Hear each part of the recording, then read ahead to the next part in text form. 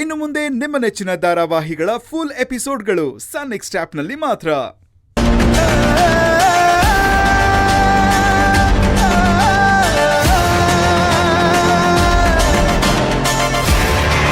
ಧ್ರುವ ಮಾತಾಡು.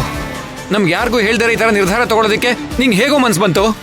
ಯಾಕಂದ್ರೆ ನಮ್ಗೆ ಹೇಳಿದ್ರೆ ನಾವು ಬಿಡಲ್ವಲ್ಲ ಆನಂದಣ್ಣ, ಅದಕ್ಕೆ ನಮಗ್ ಹೇಳ್ದೆ ಕೇಳ್ದೆ ತಂಪಾಡಕ್ ತಾವ್ ಕೆಲ್ಸ ಬಿಟ್ಟೋಗೋದಕ್ಕೆ ನಿರ್ಧಾರ ಮಾಡ್ಕೊಂಡವ್ರೆ. ಧ್ರುವ ಮಾತಾಡು, ನಿನ್ನೆ ಕೇಳ್ತಾ ಇರೋದು. ಆ ಬಾಲರಾಜ್ ಏನಾದ್ರು ಕೆಲಸ ಬಿಟ್ಟು ಹೋಗು ಅಂತ ಹೇಳಿದ್ನಾ? ಧ್ರುವ ಮಾತಾಡು.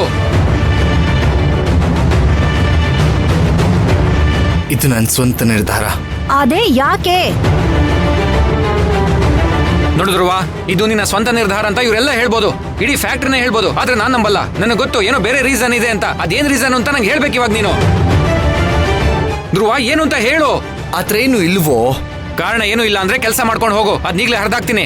ಆತರ ಆಗಲ್ವೋ? ಆಗಲ್ಲ ಅಂದ್ರೆ ಯಾಕೆ? ಆಗಲ್ಲ ಯಾಕೆ ಅಂದ್ರೆ ಅದಾಗಲ್ಲ ಅಷ್ಟೇ. ಅದೇ ಯಾಕೆ ಅಂತ ಕೇಳ್ತಾ ಇದೀನಲ್ಲ. ಕಾರಣನೇ ಇಲ್ಲ ಅಂದ್ಮೇಲೆ ಕೆಲಸ ಯಾಕೋ ಬಿಟ್ಟು ಹೋಗ್ತೀಯಾ? ಒಂದ್ ವೇಳೆ ಕಾರಣ ಇದೆ ಅಂದ್ರೆ ಅದೇನು ಅಂತ ಸರಿಯಾಗಿ ನಮಗೆ ಹೇಳು. ಧ್ರುವ, ಬಾಲರಸ್ತರ ಹೇಳಿದ್ರು ಅಂತೇಳಿ ನಾನು ನಿಮ್ಗೆ ಕೆಲ್ಸಗಳಲ್ಲಿ ತೊಂದರೆ ಕೊಡ್ತಾ ಇದೀನಿ. ಅದಕ್ಕೇನಾದ್ರೂ ಬೇಜಾರಾಗಿ ನೀನ್ ಕೆಲ್ಸ ಬಿಡ್ತಾ ಇದೀಯಾ? ಹಾಗೇನಾದ್ರೂ ಇದ್ರೆ ಹೇಳಿದ್ರುವ ನಾನು ನೀನ್ ಹೇಳ್ದಂಗೆ ಕೆಲ್ಸ ಮಾಡ್ಕೊಂಡು ಇದ್ಬಿಡ್ತೀನಿ. ಚೇಚೆ, ಹಾಗಲ್ಲ ಉಷಾ ಅಕ್ಕ. ಮತ್ತೇನೋ ನಿನ್ ಸಮಸ್ಯೆ? ಅದು ನನ್ಗಿಲ್ಲಿ ಬರ್ತಿರೋ ಸಂಬಳ ಸಾಕಾಗ್ತಿಲ್ಲ, ಅದಕ್ಕೆ ಬೇರೆ ಕಡೆ ಹೋಗೋಣ ಅಂತ. ಅವಾಗಾದ್ರೂ ಸಂಬಳ ಹೆಚ್ಚಾಗುತ್ತಂತ.